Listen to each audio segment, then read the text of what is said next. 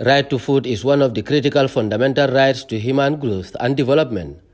Its absence creates devastation to the well-being of the world population. In the face of global challenges, the National Human Rights Commission, in collaboration with development partners and stakeholders, met to review the Commission's draft advisory note on right to food for government of the Gambia. This, when validated, will guide government policies on food and nutrition security. The chairman of the commission, Emmanuel Daniel Diouf, said the document is among a series of advisory services that his office has provided to the government in response to the needs of the people. He also outlined various United Nations conventions promoting fundamental rights to human development, including the Universal Declaration of Human Rights. Article 25, especially of the Universal Declaration of Human Rights, says this. It says everyone has the right to a standard of living adequate for the health and well-being of himself and herself and of his family, including food, clothing, housing, and medical care, and necessary social services, and the right to security in the event of unemployment, sickness, disability, widowhood, old age, or other lack of livelihood in circumstances beyond his or her control. Research revealed that about 800 million people did not have access to food, which now awakens minds to accelerate efforts to achieve the Sustainable Development Goals. The FAO and WHO country representatives, Musubidi Rampedi and Dr. Desta Tiruni, resolved UN sister agencies' commitment to support Gambia government to achieving food and nutrition security by 2030. Some of our households have got low incomes, which means they are challenged when it comes to accessing adequate food at all times on a daily basis.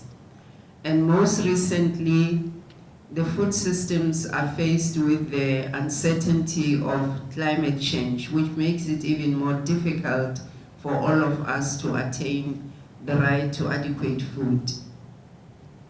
As FAO, we are fully committed to supporting member states to establish the right effective mechanisms of governance for food security and nutrition. And we congratulate the government's current efforts towards promoting the right, and then reiterate our continued support. We also reiterate our continued support to the National Human Rights Commission, given our common human rights mandates. The Deputy Director of National Nutrition Agency, Malam Fofana, said studies revealed that stunting is one of the major challenges faced by children in the Gambia due to malnutrition. Despite achievements registered in breastfeeding, Mr. Fofana called for more investment in the food value chain. The Deputy Permanent Secretary, Ministry of Agriculture, Dr. Sekou Isanyang, assured government's readiness to food and nutrition security, noting various projects under the ministry working to support smallholder farmers across the country.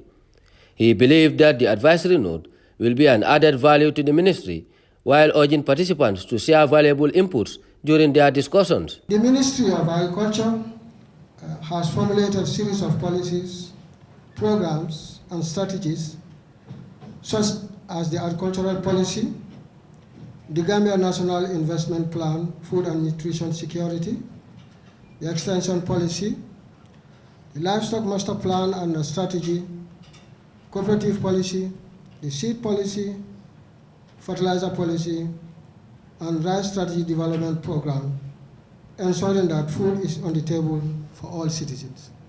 By the end of the session, participants are expected to validate the advisory note on right to food, which will be available to government as the Commission effects its mandate on advising policymakers on fundamental rights and freedom. Ousman Manneh, GRTS.